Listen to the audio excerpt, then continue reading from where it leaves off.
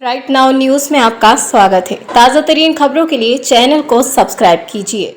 मध्य प्रदेश विधानसभा का सत्र कल शुक्रवार को अनिश्चितकाल के लिए अचानक समाप्त घोषित कर दिए जाने के बाद कांग्रेस ने इस पर कड़ा विरोध जताया। मध्य प्रदेश कांग्रेस अध्यक्ष जीतू पटवारी ने कहा कि इससे साफ होता है कि ये सरकार लोकतांत्रिक मूल्यों में विश्वास नहीं करती। उन्होंने सरकार की मंशा पर सवाल उठाते हुए कहा कि भ्रष्टाचार में डूबी सरकार सवालों से बचना चाहती है। जीतू पटवारी ने बजट को लेकर भी सरकार पर हमला बोला और कहा कि इसमें किए गए प्रावधान करप्शन बढ़ाने के लिए हैं।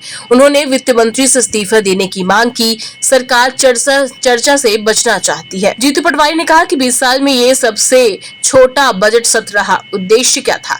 बजट पर विभागवार चर्चा न हो, भ्रष्टाचार किया है उसकी सच्चाई जनता के सामने न आए। लेकिन कांग्रेस के विधायकों ने, नेता प्रतिपक्ष उमंग सिंघार ने नरसिंह घोटाला, नल जल योजना घोटाला उठाया।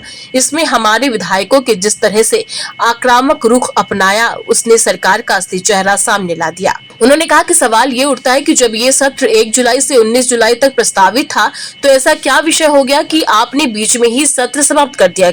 उन्होंने कहा कि इस सत्र में 4285 सवाल पूछे गए, जिसमें सभी विधायक शामिल थे, लेकिन सरकार ने 64% प्रश्नों के उत्तर ही नहीं दिए, यानी 2756 प्रश्नों के उत्तर नहीं दिए। क्यों? सरकार चर्चा ही नहीं करना चाहती।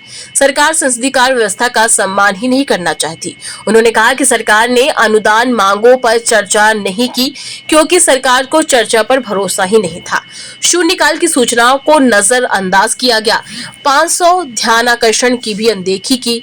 कुल मिलाकर इस सरकार की मूल भावना यह है कि सरकार संसदीय कार्य व्यवस्था का सम्मान ही नहीं करती। बजट में किए गए प्रावधान भ्रष्टाचार को बढ़ावा देने वाले वित्त मंत्री से मांगा इस्तीफा। कांग्रेस अध्यक्ष ने कहा कि आमतौर पर बजट के बाद अखबारों की हेडिंग होती है, किसे कितना लाभ, कितना नुकसान, कितना लाभ, कितनी हानि। लेकिन इस बार क्या हेडिंग बनी? कर्ज से कर्ज चुकाने वाली सरकार। उन्होंने कहा कि इस बजट में जो प्रावधान किए गए वो भ्रष्टाचार को बढ़ावा देने के लिए ही है।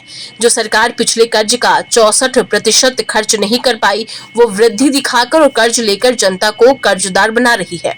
ऐसे वित्त मंत्री को इस्तीफा दे देना चाहिए, नहीं तो मुख्यमंत्री ही उन्हें हटा दें।